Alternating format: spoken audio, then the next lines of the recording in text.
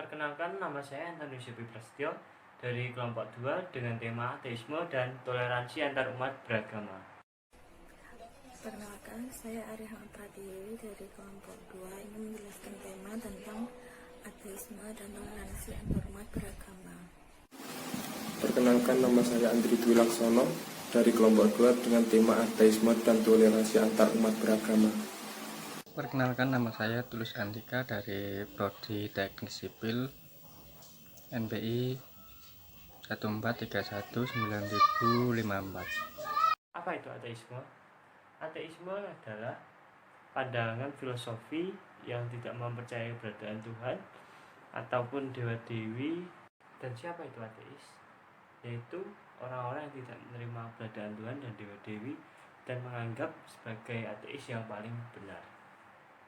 Pandangan terhadap ateisme ini pertama kali muncul terjadi pada abad ke-18.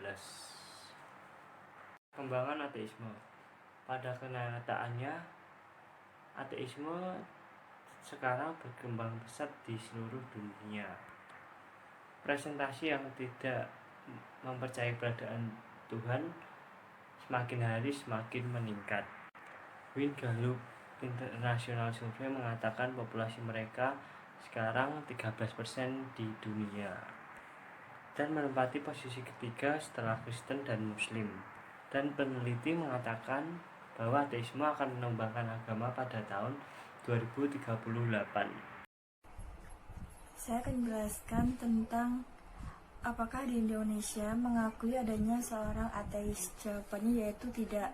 Indonesia tidak pernah mengakui adanya ateis karena menurut Indonesia sendiri, ateis sangat tidak sesuai dengan sila pertama Pancasila, yaitu ketuhanan yang Maha Esa.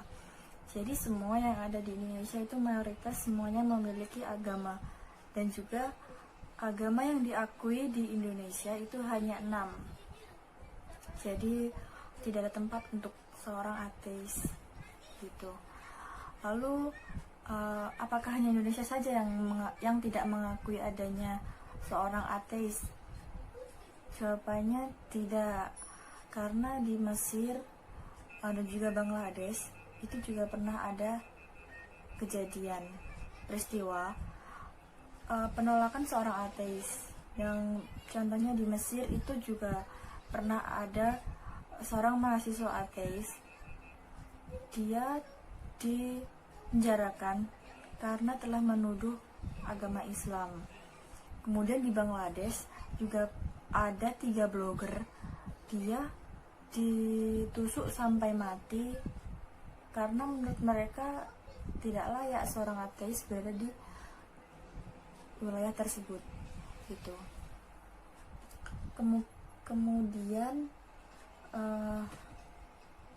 apa dampak yang terjadi apabila kita menjadi seorang ateis? Yang pertama, pasti kita egois, itu pasti.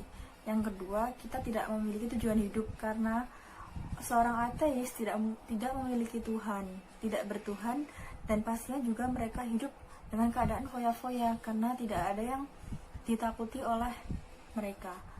Tuh. Kemudian seorang ateis juga tidak memiliki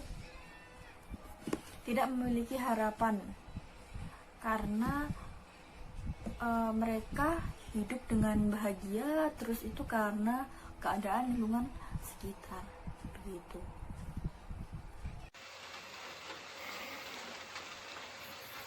Apakah ateis diakui di Indonesia? Islam adalah agama mayoritas di Indonesia. Ateisme tidak diakui di Indonesia karena seringkali dianggap tidak sesuai dengan sila pertama Pancasila, yakni ketuhanan yang Maha Esa. Menurut undang-undang, agama yang diakui oleh pemerintah Indonesia hanyalah 6, dan oleh sebab itu dikatakan tidak ada tempat bagi ateisme. Perbedaan ateisme dan komunis. Ateisme sebuah pandangan berisi penolakan terhadap klaim teis mengenai eksistensi Tuhan. Komunis adalah ideologi sosial politik dan ekonomi yang tujuan utamanya adalah untuk menciptakan masyarakat tanpa kelas, tanpa negara, dan tanpa uang. Kini ada 10 negara ateis terbanyak. Yang pertama, Cina. Cina memiliki 100.000 hingga 181.000 penduduk ateis yang sekitar 8-14% dari total populasi. Yang kedua, Jepang. Jepang memiliki 81.000 hingga 82.000 ateis, yang mana 64% sampai 65% dari jumlah populasi di sana. Perkembangan ateis, akankah agama nantinya menjadi sebuah dongeng? Pada kenyataannya, ateis sedang berkembang pesat hampir di seluruh dunia. Presentasi orang yang tidak mengakui keberadaan Tuhan semakin hari semakin meningkat. Tipe-tipe ateis, tidaknya ada 6 tipe ateis, yaitu agnostik intelektual, yang kedua agnostik ateis, yang ketiga seeker agnostik, dan keempat antiteis, kelima non-teis, dan yang keenam ritual ateis. Dan dampak yang timbul akibat memahami ateisme yaitu 1. Kenyamanan indera mutrak sebagai kepuasan baginya. Yang kedua yaitu egois. Ketiga, sangat materialistik. Keempat, tidak memiliki harapan. Kelima, tidak memiliki tujuan hidup. Dan keenam, bagiannya sangat tergantung pada lingkungan atau materi yang dimilikinya. 7. Tidak tahan uji. Dan ke-8, melakukan kejahatan dan materi. Ke-9, melakukan manipulasi, pencurian, dan korupsi demi materi. Yang ke-10, siap-siap masuk neraka. Di sini kami akan menjelaskan tentang toleransi antar umat beragama. Apa itu toleransi dan agama?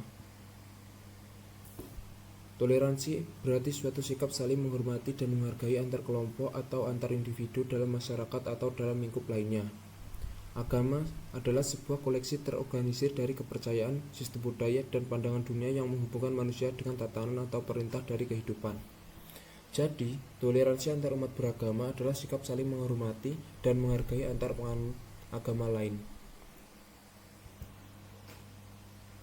Dalam pembukaan Undang-Undang Dasar 1945, Pasal 29 ayat 2 telah disebutkan bahwa negara menjamin kemerdekaan tiap-tiap penduduk untuk memeluk agamanya sendiri-sendiri dan untuk beribadah menurut agamanya dan kepercayaannya. Sehingga kita sebagai warga negara sudah sewajarnya saling menghormati antara hak dan kewajiban yang ada di antara kita demi menjaga keutuhan negara dan menjunjung tinggi sikap saling toleransi antar umat beragama. 6 agama yang diakui di Indonesia: Islam, Kristen Protestan, Kristen Katolik, Hindu, Buddha, dan Konghucu. Namun, pada era Orde Baru, agama yang diakui oleh pemerintah Indonesia hanya 5, yakni agama Islam, Kristen, Katolik, Hindu, dan Buddha.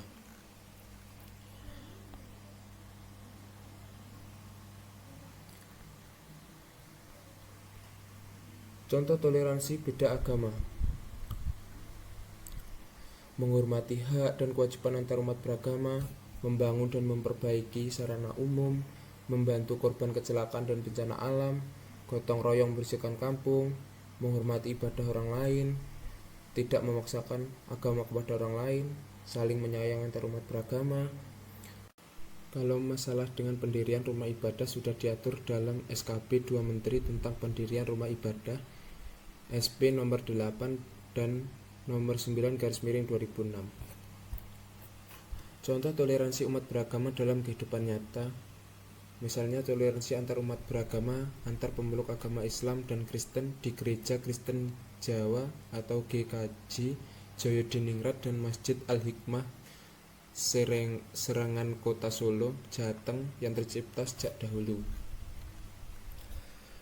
Toleransi pun terjadi mulai dari kehidupan bermasyarakat hingga beribadah, sehingga peribadahan dua umat beragama ini dapat berjalan lancar. Dulu pernah Idul Fitri jatuh pada hari Minggu, kemudian pihak gereja langsung menelpon pengurus masjid dan menanyakan apakah benar Idul Fitri jatuh hari Minggu. Kemudian pihak gereja memundurkan jadwal ibadah paginya menjadi siang supaya umat muslim leluasa menjalankan salat Idul Fitri. Hal yang sama juga dituturkan oleh Pendeta GKJ Joyodiningrat saat ada acara peribadahan seperti Natal atau Paskah. Biasanya pihak masjid memperbolehkan halaman depan masjid untuk tempat parkir. Kami saling memberi kesempatan untuk berkegiatan sehingga peribadahan dapat berjalan lancar. Apabila ada pihak yang mengganggu kerukunan dan toleransi, maka kami bersama-sama mengatasinya. Indahnya hidup saling berdampingan dan bertoleransi di tengah-tengah perbedaan.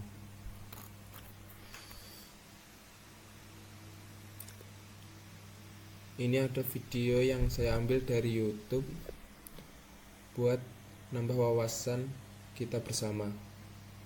Silakan menonton.